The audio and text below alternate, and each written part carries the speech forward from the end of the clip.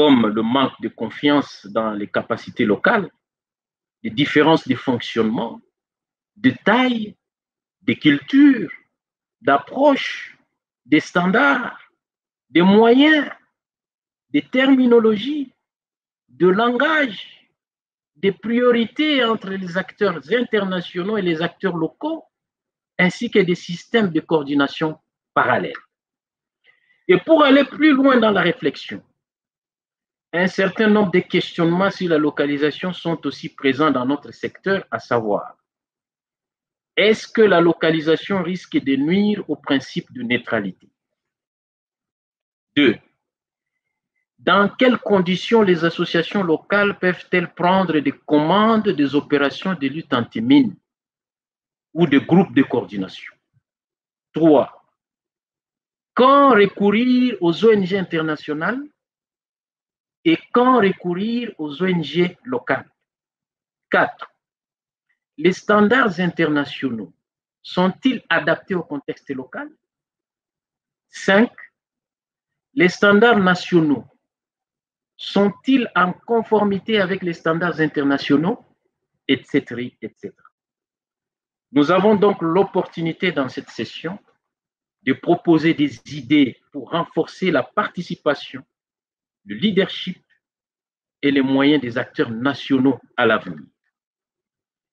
Ainsi donc, nous allons commencer par un sondage en utilisant Slido ou la fonction sondage du logiciel Opin. Je vous invite à répondre à la question suivante. En un mot ou en 2 mots, quel est l'obstacle essentiel à la localisation de la lutte anti-mine et à une participation accrue des acteurs locaux?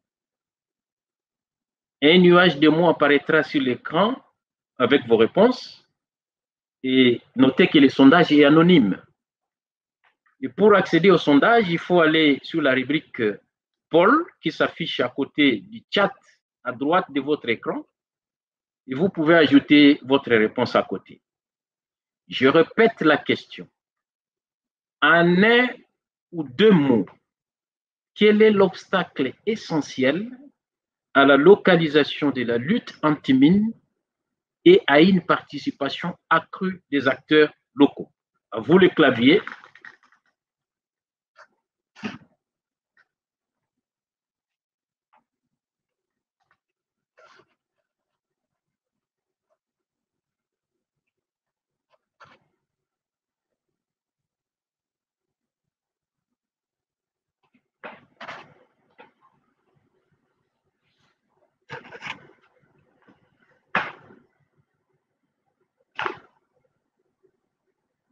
C'est bon. Je vois les mots qui apparaissent le plus sur l'écran sont accountability, par exemple. Political will, par exemple. Trust funding, par exemple. Voilà.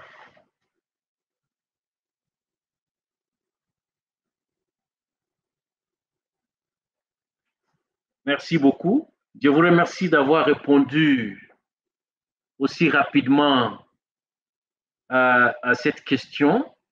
Et nous voyons que les mots les plus intéressants sont revenus. Nous aurons un sondage avec 4 autres questions sur Paul pendant le reste de notre NDM UN et vous encourageons à participer massivement. Maintenant, nous partons rejoindre les organisations SMACO, SMAT et Afrilam qui œuvrent pour la lutte anti-mine sur le territoire du Sahara occidental et au Congo, dans mon pays, comme je vous l'ai dit. Ainsi, si notre opérateur est prêt, nous allons maintenant commencer la projection vidéo et je vous demande d'être attentif pour suivre ces présentations.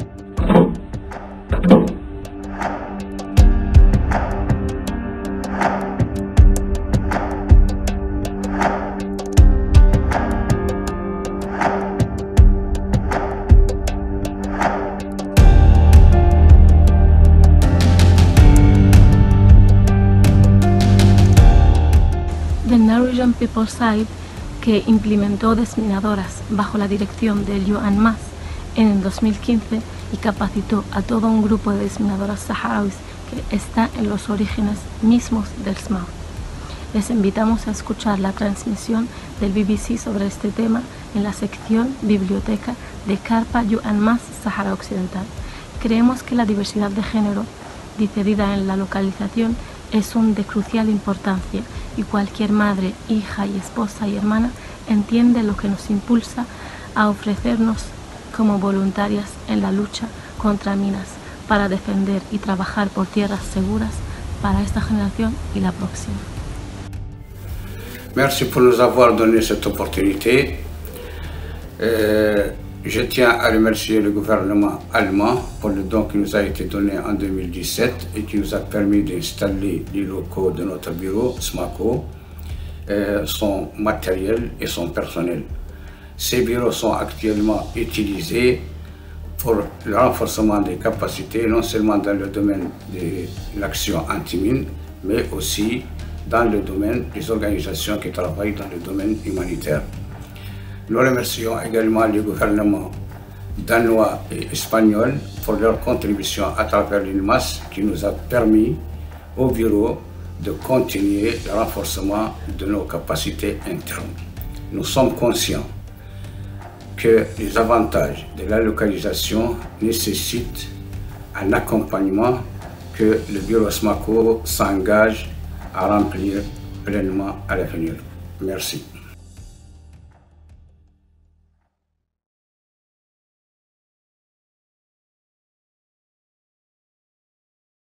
Bonjour, je m'appelle Tabel Isinja, je suis le coordonnateur de l'ONG Afrique pour la lutte anti-mine. Afrilam, c'est une ONG nationale qui travaille dans l'action contre les mines en République démocratique du Congo. Je m'en vais faire la présentation. À ce qui concerne l'expérience d'Afrilam, Afrilam travaille sur le terrain depuis 2010 et mène différents types d'activités. Premièrement, nous avons l'éducation au risque, ensuite les enquêtes non techniques, la déposition de champs de bataille, les déminages humanitaires et les tâches NEDEX. Afrilam, en tant que structure, a déjà 10 ans d'expérience en République démocratique du Congo et pendant ces 10 ans, nous avons travaillé d'abord dans la ville de Kisangani, ensuite nous avons élargi nos activités sur les provinces voisines, mais aussi actuellement sur l'ensemble de la partie est de la République démocratique du Congo. Nous avons des résultats très observables sur le terrain. Au jour d'aujourd'hui, Afrilam est la seule organisation nationale à mettre en place les activités techniques. Nous avons également, en termes d'expérience, une connaissance du terrain. Nous travaillons en collaboration avec les autorités locales, mais nous utilisons également les personnels locaux, ce qui permet facilement l'acceptance et l'appropriation de nos activités par la population locale. Depuis un certain moment, nous avons constaté, en ce qui concerne l'action contre la mine en RDC, une décroissance des opérateurs d'action contre la mine en République démocratique du Congo. De la période de 2001 à 2010, il y avait plusieurs ONG qui faisaient la lutte anti-mine en RDC.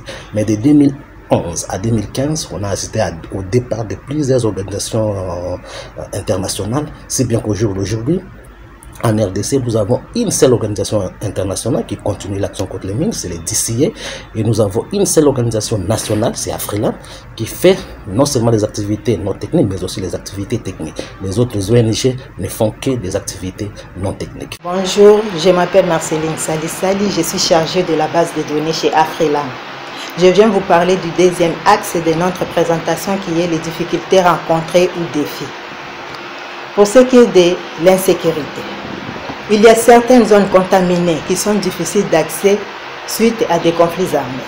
Là, je vois des conflits communautaires, des groupes armés et l'armée congolaise. Pour ce qui est de l'inaccessibilité aux challenges logistiques, il y a difficulté d'accéder aux populations affectées suite à de mauvais états de route, des ponts cassés, des longues distances à parcourir, des pannes de véhicules. Pour ce qui est des moyens de communication, il y a absence de moyens de communication dans certaines zones pour la transmission rapide des rapports d'activité. Là, je vois la connexion Internet et les réseaux GSM. Parlons maintenant de l'appui financier. Il y a insuffisance des moyens financiers au regard des volumes et des besoins. Des projets de courte durée, des petites enveloppes. Et aussi, il y a absence de fonds pour l'assistance aux victimes depuis 2014. C'est ça les difficultés que je viens de vous présenter, j'ai dit, et je vous remercie. Merci beaucoup. Nous remercions quand même l'équipe UNMAS Genève, malgré quelques soucis techniques sur la dernière présentation. Nous remercions Asmako Smat pour sa présentation, Afrilam aussi. Et comme vous avez vu dans les images qui se sont bloquées, il travaille en étroite collaboration avec les autorités nationales et les autorités locales pour mener des activités de grande envergure sur le terrain. Et nous les remercions tous d'avoir produit ces montages vidéo. Je me tourne maintenant vers nos pénalistes. D'abord, pour parler de la protection des enfants contre les restes explosifs de guerre au Soudan du Sud. Ainsi, nous aurons successivement Madame Fatouma Ibrahim, qui est une experte hors classe de la localisation, qui travaille pour le domaine des responsabilités sur la protection des enfants, projet dirigé par UNICEF, et M. Abraham Makwei, qui est coordonnateur du groupe de travail pour la protection de l'enfance de l'État de Jonglei et membre de l'ONG Community in Need Aid, SINA, au Soudan du Sud. Madame Ibrahim, M. Makwei, est-ce que le monde de financement actuel soutient l'appropriation ou la localisation de la lutte anti-mine par les acteurs locaux? Comment renforcer les capacités locales? Vous avez la parole.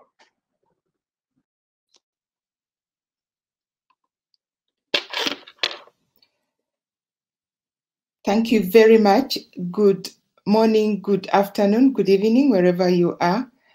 I am very pleased this evening to be sharing with you some of the highlights of the work of the Child Protection Area of Responsibility in enhancing localization in child protection coordination.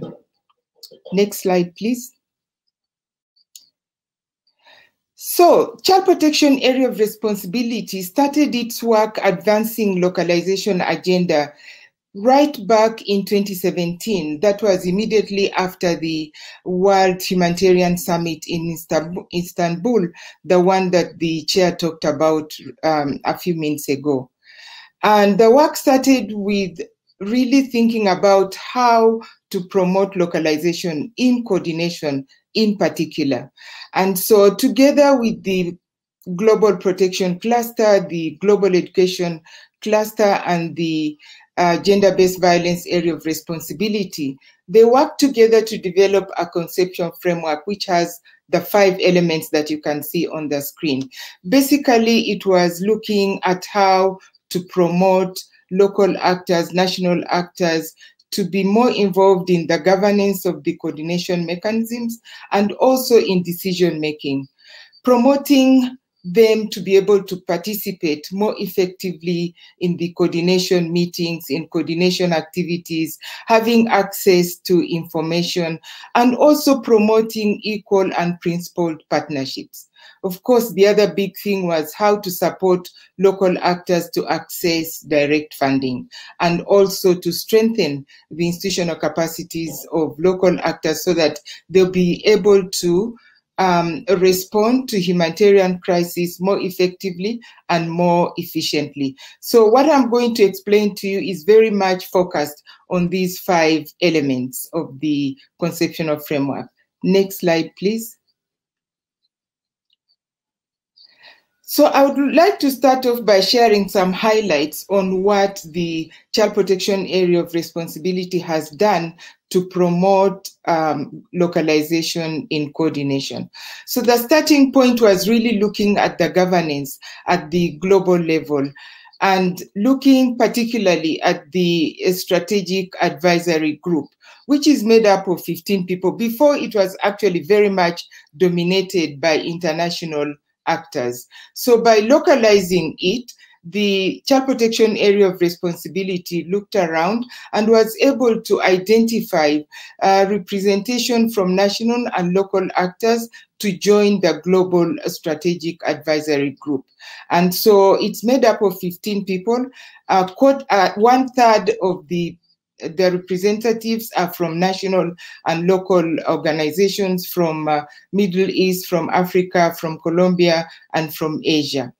They do bring in the local aspects into the global discussions. Following that, the CPR now established specific language help desks. And so we have a help desk for Arabic, French, and Spanish. This was really to make sure that local actors have the ability to work in some of these international languages as much as possible. And to make sure that this remained on the agenda, the Global Child Protection Area of Responsibility made sure that localization was one of the priorities of the strategic plan right from 2018. Every year we've had localization as one of the main priorities. And then that was not enough. The CPR then looked at to make sure that we do get a better understanding of how localization can be advanced. We initiated a project in 6 countries that was implemented together with 2 partners, Save the Children and Street Child UK. And we have learned a lot of lessons from that, which we are now documenting. More recently, the CPR has worked with the Global Education Cluster and the Transition Without Borders to do a research on how local actors, national actors are able to access global guidance. Because we started feeling that maybe there are issues with the way we prepare the guidelines that does not make it easy for local actors to access. And surely the research did find out quite a lot. And we now have the report of the research, which is on our website, and we are able to share that. Next slide, please.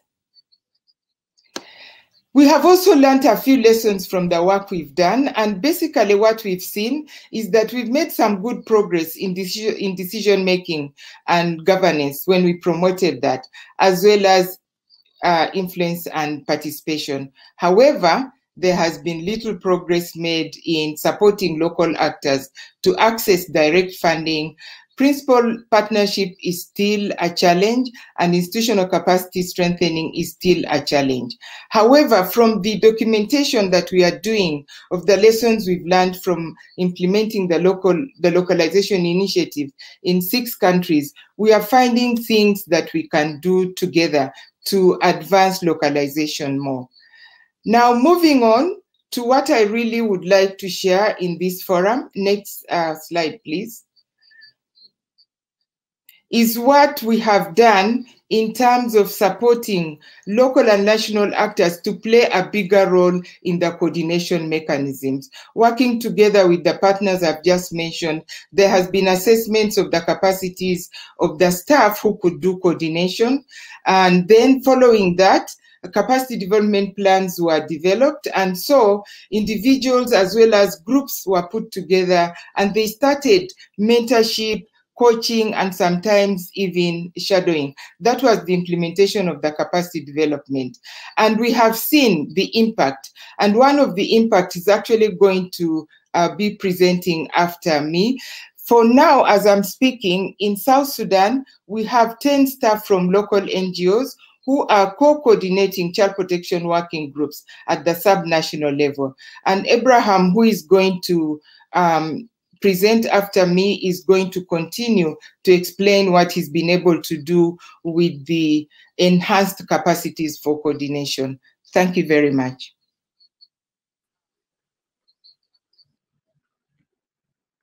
Alors, je voudrais dire merci beaucoup à Madame Ibrahim. Nous n'avons pas beaucoup de temps parce que c'était prévu pour 6 minutes pour les 2 présentations.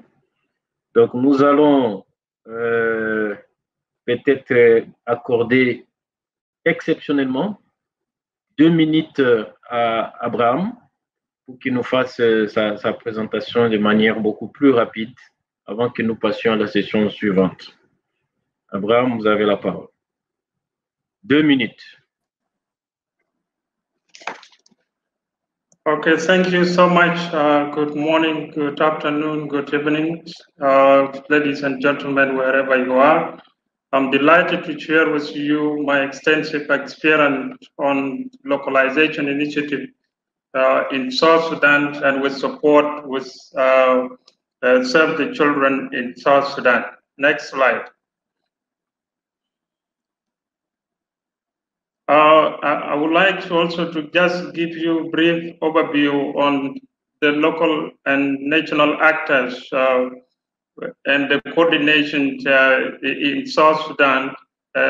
We know that the 63% of local and national organizations are members of the coordination group. And this is because they are the first responders and continue to operate when international agencies withdraw during an emergency. So this is very important.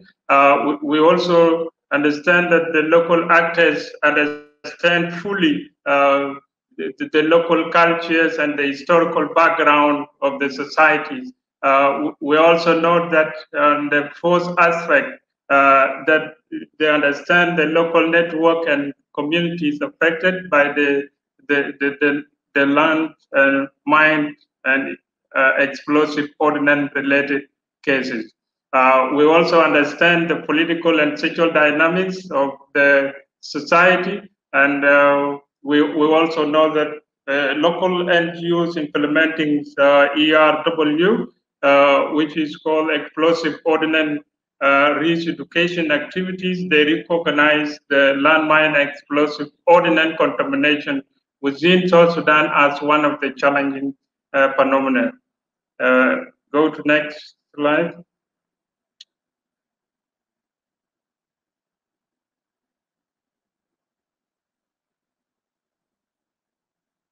Okay, as we all know that there has been a series of campaign and awareness raising to the communities on dangers of mine action that are still, risky behaviors continue with the increase of injuries and deaths of civilians. And with that regard, we would like to thank the Serve the Children who supported us through localization initiative. We have done a lot of things. Go to the next slide. There are some few progress that I would like to take you through. SINA as a national organization is the co-lead for child protection working group in Jonglei and Greater Bibor administration. With that, we have been giving support. We have been implementing explosive ordnance risk activities. We have been coordinating the activities with the local and national organization. We have been also involving in a broader coordination through this localization initiative. We are also part of the UNMISS South Sudan coordination team. And move forward, please.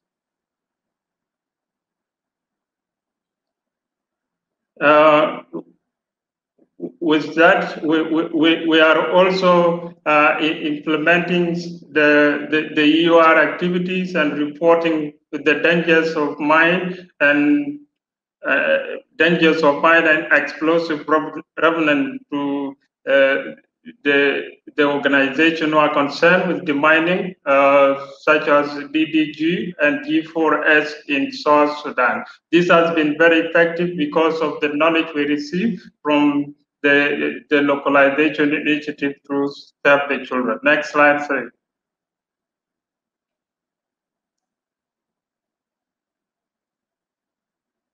With this, we have faced few challenges that we wanted to put forward, and we understand that most local and national organizations are implementing explosive ordnance risk education, but they are not implementing survey, clearance, and demining. This is one of the gaps, and we need a local organization to take part in this. We also understand here in South Sudan that the national or local actors are therefore left out in decision making. And this is something that we need to look at in the near future. We also understand that there is a less effort from international partners to provide an institutional capacity building to the local and national actors. And this is something we need to see in the near future. The last one is about the funding accessibility. It is something very difficult because of the capacity. A local organization do not get funding. The only funding we're getting is through South Sudan Humanitarian Fund. Next slide, which is the last one, please. There are some advancing localizing of mine action in coordination in South Sudan we want to look at. One is to support the local actors to play decision making at the international, national, regional, and local level. We also want to look at the institutional capacity building being initiated. We also need to look at the balanced presentation, and then we also need to look at the strengthening, to strengthen the capacity of national actors to enhance their participation in all aspects of the coordination.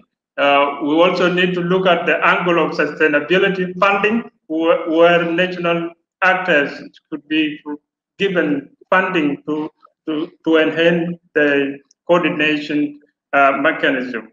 The last part is the increased participation in all aspects at national level, at the regional level, so that they can be part of decision making, so that they can participate, so that they can implement their activities efficiently. Thank you so much for listening. Merci beaucoup. Merci beaucoup à Ibrahim et Madame Makoui d'avoir partagé cette expérience qui sera une source d'inspiration dans les domaines de renforcement de capacités locales et internationales. Et maintenant, j'ai le plaisir de vous présenter Madame Marie Dahan, coordonnatrice du domaine des responsabilités de la lutte anti-mine au Yémen, projet dirigé par PNUD, qui devait être avec M. Amin Al-Akili, directeur du programme de lutte anti-mine du Yémen, pour nous parler d'un modèle qu'ils ont mis sur pied pour renforcer le système national de surveillance. Alors, sachant qu'il y a quelques difficultés de connexion avec M. Amin, Madame Dahan va faire la présentation de M. Al-Akili et c'est à lui que nous adressons maintenant la question. Madame Dahan, comment partager les techniques, l'équipement et les savoir-faire pour un rendement optimal? Vous avez la parole. Merci, Maître. So I'm here today to present you about the initiative of the Mine Action Capability Maturity Self-Assessment Tool that has been conducted in Yemen in the south, known as the International Recognized Government Area. Next slide, please. So the tool is designed to identify the evolution of the Mine Action Program with regards to national ownership by the National Mine Action Authority, but also to monitor and provide evidence of the entry and exit points for UNDP capacity development support over the next 5 years and possibly longer. Just to give you a bit of a background, this model was inspired by the maturity model developed by UNIDIR on counter-IED program and was designed by my colleague Jez Luckett, who is the operations manager for the UNDP Mine Action Project in Yemen. The assessment was conducted in December 2020, and the committee included members of YEMAC and YMAC, the National Mine Action Program, UNDP, and the INGO partner, in this case, Halo Trust. The assessment has shown that the National Mine Action Program is in its very early stages of being set up and developed, which is shown by the relatively low scoring between level 1 and 2 out of 5 of maturity across all the upstream and downstream measures. The upstream measures correspond to the strategic measures, while the downstream measures correspond to the operational measures. Next slide, please. The maturity model is a great tool to get a snapshot of the Mine Action Program, to understand where we are at and highlight the areas where all partners involved need to focus on. However, due to cultural differences, the assessment is seen by national partners as a grading and therefore not well perceived at first. In order to overcome these challenges, and advocacy with national partners is a key element.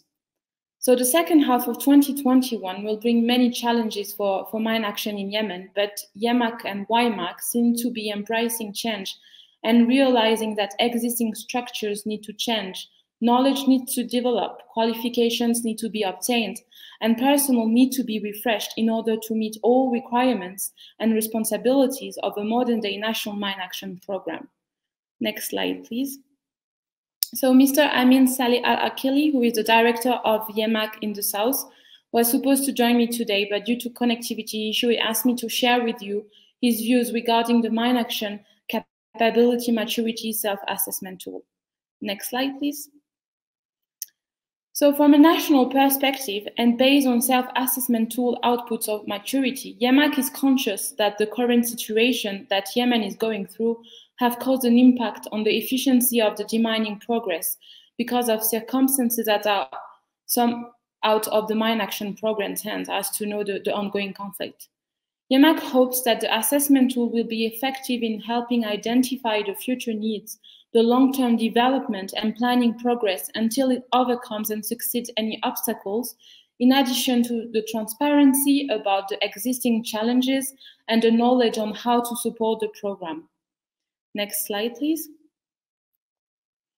So in terms of challenges, at the beginning, there was no comfort regarding the self-assessment tool because it is tested for the first time and in addition to the cultural considerations, but YEMAC is committed to participate in the assessment based on the technical and consistent discussions. It is also important to emphasize that the existing conflict in Yemen has created a complicated environment full of challenges that the National Mine Action Program is willing to face and to overcome. There is a need to develop a future flexible and strategic plan which presents assessment operational recommendations that all the stakeholders can work on. Thank you very much.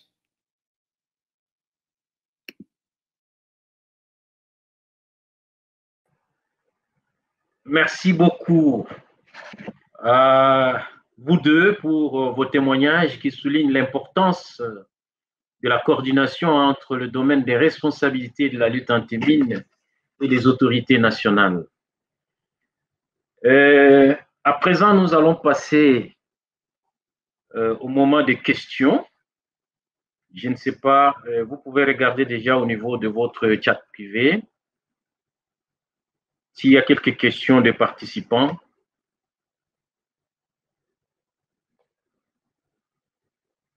Et dans ces cas, j'invite oui.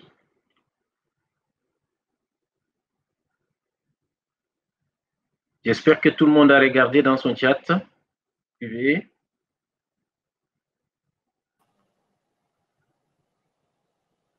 Maître Soudi, m'entendez-vous? Je sais qu'il y a un problème technique, mais ils sont en train de voir les questions qui vont arriver. Pendant ce temps, sans abuser de ma position de maître de cérémonie de la séance, vous savez, dans la traduction, dans cette conversation, en anglais, ils appellent ça localization. Moi, je trouve le mot un peu fort. Dans le sens que j'aurais préféré plutôt un mot comme l'appropriation. Voilà. Moi, je suis d'accord avec vous. Alors, ma question, ben, vous répondez déjà. Ma question, comment se fait-il que dans le domaine, je dirais, international, de la lutte anti-mine, ou en plus grand, c'est souvent, on parle des locaux. Je crois que ce terme, il est assez fort. C'est comme il y a une grosse différence, les locaux. C'est comme si vous alliez, vous retourniez la situation,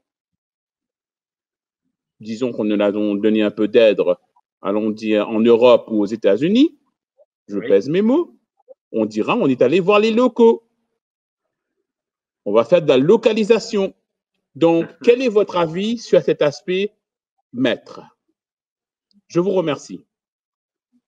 Merci beaucoup de la question. Alors, je pense que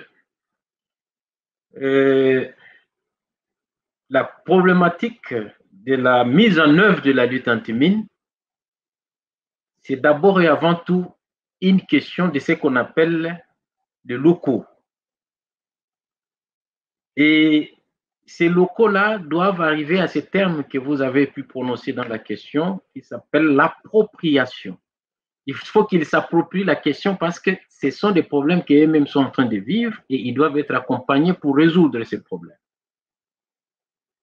Et donc, ici, tout doit être focalisé dans le cadre du renforcement des capacités des nationaux, que ce soit ceux qui sont du domaine étatique ou du domaine non étatique, pourvu qu'ils puissent prendre en charge la question au niveau local. Et donc, au lieu de parler de la localisation, je pense que la question de l'appropriation, elle est mieux placée pour la mise en œuvre du programme de lutte anti-mine. Voilà, d'autres vont compléter ces réponses. Et en attendant, je voudrais rapidement inviter Monsieur Donat, s'il est disponible, pour faire son intervention sur la localisation.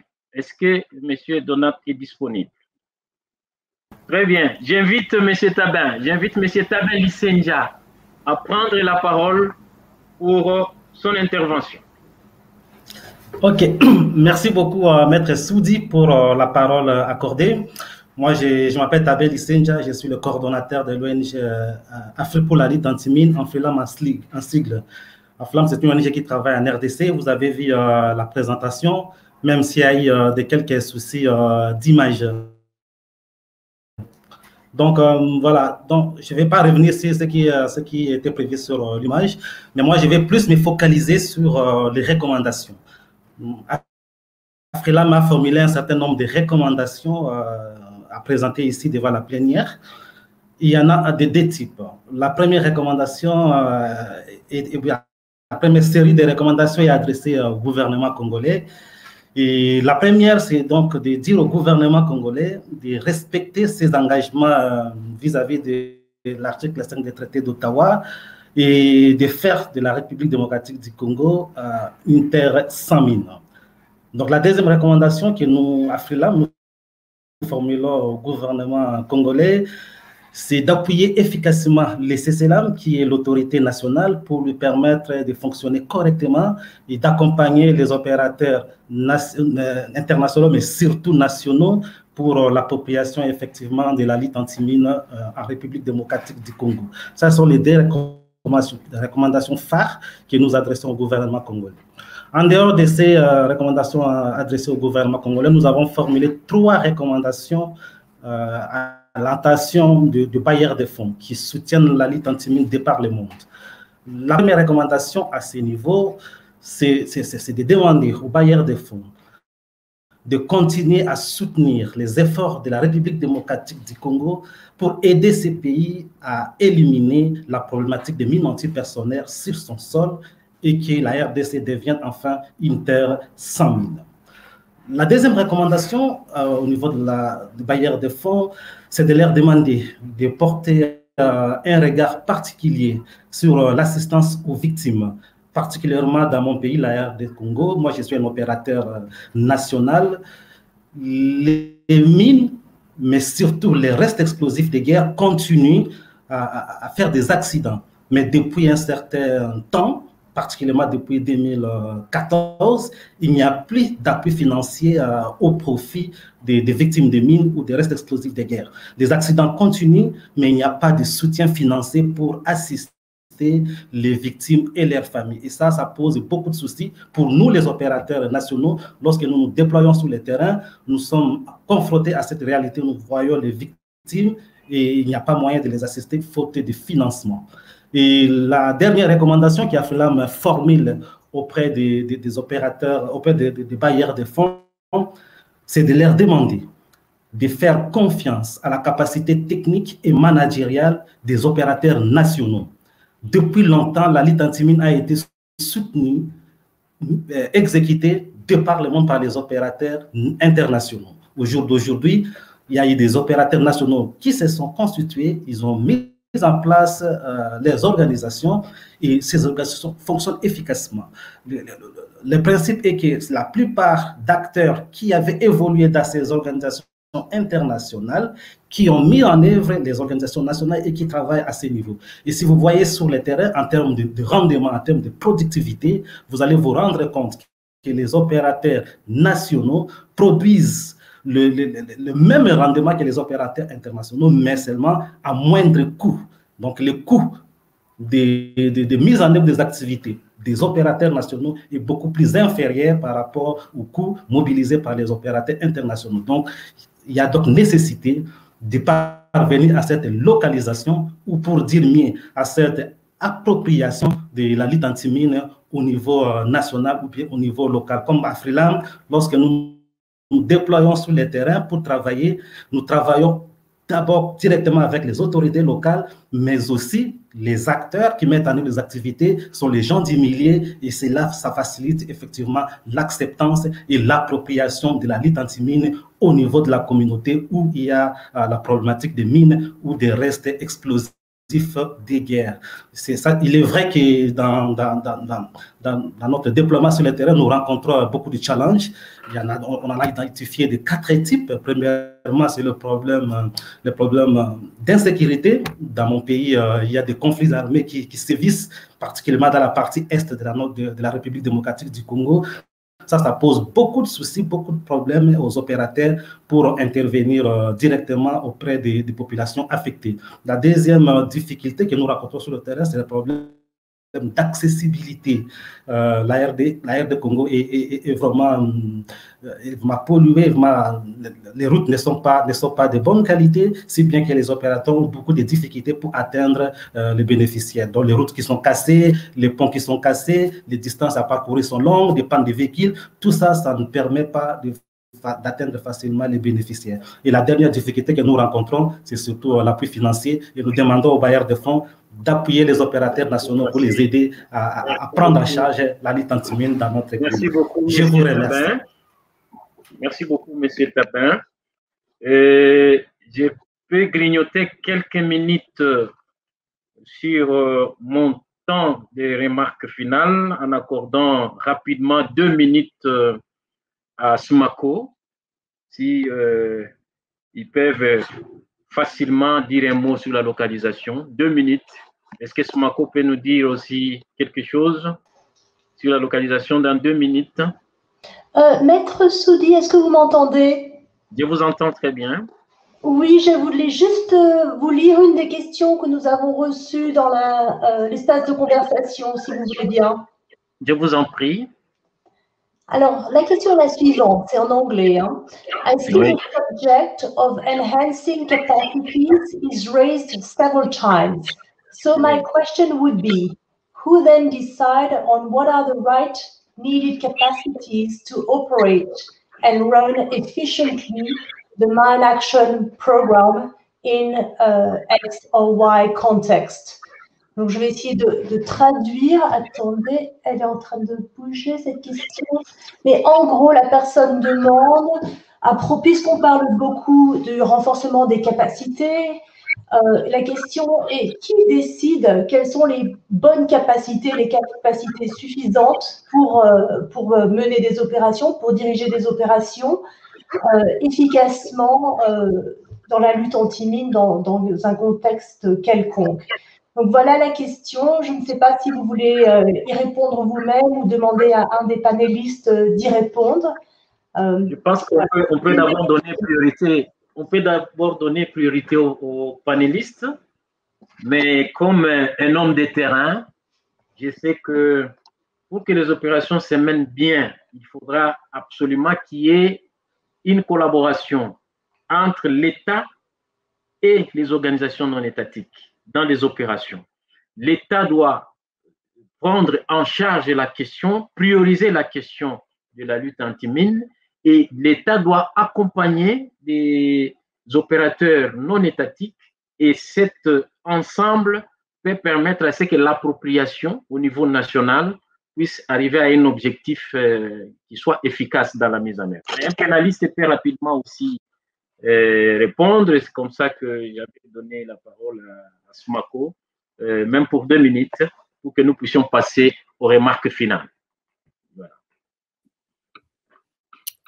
I see I'm on, so I would just give my comment. I would say what is a key element is for the national authority to take ownership in the development of their capacity. And I would say as UNDP MineAction, we are here to support them and to give them technical advice and support their capacity development. But the key element is the national authority. Thank you.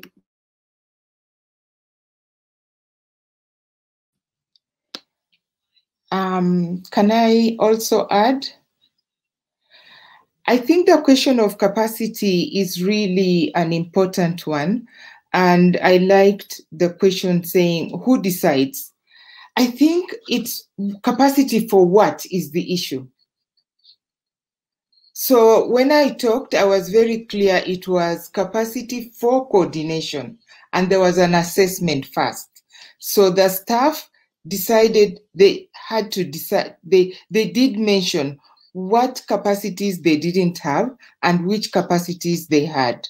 So that's why following the assessment, the capacity development plan was then developed together with the participants themselves. So capacity is always there, but what is important is which capacity are you looking for? And we should always be talking about capacity strengthening, capacity sharing, because local actors also have capacities that international actors do not have. So it's with that spirit that we've been talking about. Thank you. Merci beaucoup. Je voudrais remercier tous les intervenants. Mesdames et messieurs, chers collègues de la lutte anti-mine, nous avons vu dans les échanges ci-dessus les bénéfices des investissements dans la capacité des organisations locales, non seulement pour la dépollution et l'éducation au risque, mais aussi pour l'assistance aux victimes. Il y a beaucoup de facteurs qui parlent en faveur de la localisation. Les coûts souvent moindres des opérations conduites par des acteurs locaux, la prise en compte du contexte et des coutumes locales, la connaissance des langues locales, etc., etc. Mais il y a aussi des risques comme les alliances ethniques, religieuses, politiques ou claniques qui peuvent rendre la lutte anti-mine dangereuse, voire contre-productive. Les conflits fonciers et la politisation des opérations de dépollution aussi, etc., etc. Un atout unique de la localisation est la proximité géographique et la connaissance du terrain. En effet, comme nous l'a justement fait remarquer notre hôte dans son discours d'ouverture, le ministre d'État de la République fédérale d'Allemagne, son Excellence M. Niels Annen, ce sont des partenaires de la société civile qui ont permis de continuer à venir en aide aux populations vulnérables malgré les risques accrus liés à la pandémie de COVID-19 et aux restrictions de déplacement. De l'autre côté, ce sont des directeurs nationaux qui, par leur détermination et leur ingéniosité, ont permis de continuer le travail malgré les obstacles grâce à une gestion calculée des risques multiples et divers que COVID-19 a engendrés. De ce qui précède, je vais tenter de faire un bref résumé des recommandations qui sont ressorties de notre session. 1. Soutenir les ONG locales et leur permettre l'accès à des financements directs et pluriannuels. 2. Analyser la localisation de la lutte anti-mine au regard des principes humanitaires. Par exemple, un engagement pour sensibiliser les groupes armés non étatiques et pour promouvoir le caractère civil de la lutte anti-mine. 3. Il faut engager un dialogue accru avec les autorités nationales pour les impliquer dans les mécanismes de coordination de la lutte anti-mine comme domaine de responsabilité. 4. le domaine des responsabilités de lutte anti-mine doit concentrer ses efforts sur l'appropriation ou la localisation, s'il faut emprunter les termes. Et 5, il faut, dès que possible, nationaliser le rôle des coordonnateurs des groupes de coordination de lutte anti-mine dans les domaines des responsabilités, les sous-clusters, comme cela se passe en Irak depuis 2 ans. 6, il faut intervenir dans la capacité locale de coordination et de gestion des programmes à travers des formations adaptées. 7, les partenariats doivent promouvoir les relations de pouvoir équilibrées qui tiennent compte des avantages comparatifs de chacun. Le rôle des coordonnateurs et co-coordonnateurs est essentiel dans ces domaines. Je remercie donc tous les collègues qui, sur le terrain ou au siège de leur organisation, œuvrent pour le renforcement de capacités de lutte anti-mine locale et internationale, car il nous faudra beaucoup plus de moyens pour venir à bout de la contamination qui met en danger la vie de 60 millions de personnes dans le monde. Avant de nous quitter, je vous invite à faire 2 choses. Premièrement, donnez votre évaluation sur cette session. Et deuxièmement, remplir les sondages sur la localisation de la lutte anti-mine qui est disponible en cliquant sur les liens dans le chat, comme je vous ai indiqué ci-dessus. Ce sondage sera ouvert jusqu'à la fin de notre présente réunion de MDN-UN. N'oubliez pas de visiter Expo du domaine des responsabilités sur la lutte anti-mine, dont je remercie les coordonnateurs de tous les efforts. Je vous invite à applaudir là où vous êtes nos intervenants ainsi que les organisateurs de cette réunion multilingue en ligne qui, d'une certaine manière, fut plus inclusive que les années précédentes. Je vous remercie. Bravo et merci, Maître Soudi, pour cette brillante session. Et je vous félicite surtout d'avoir fini avec brio en tant que président de session avec des recommandations assez précises. Je vous remercie. Je vais changer de langue et on est presque à la fin. I will now switch to English momentarily. It is time. I will take maybe 2 or 3 minutes extra with deep thanks to interpreters if they can give us a few minutes of their time. A few key announcements that I would like to say. One, we are doing as much as possible to give the space for most interpreters. As just said Maître Soudi, we are trying to be as inclusive as possible, but it's the best we can do at the moment. I'd like to take this opportunity to thank some member states who have also put forward the wish to address the floors. And my recommendation to them has been try to see in which session you are. But now tomorrow is the last day. The sessions are full. So we are looking into a way of posting your statements. So far, I want to recognize those who've already approached us. There is Croatia, there is Serbia, there is Spain, there is Syria. Some of them have been kind enough to already put their statements in the chat function, so that we are being as creative to work within the system, around the system, and this is the good thing about the flexibility of online. Let me go very briefly on tomorrow's, the final day schedule. We will come back again at, I think it's 8 New York time and 2 p.m. Geneva for the first plenary of that day, plenary session 5 on capacity development, opportunities, and impact, chaired by Ambassador Stefano Toscano, Director of the GICHD. After that, for another hour, we have 3 concurrent side events. The first one, doing it right, doing it better, EORE voices from the field.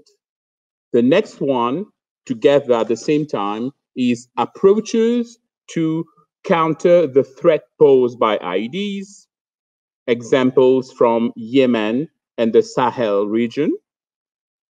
The third session is the long-term impact of explosive weapons in populated areas, implications from the mine action sector.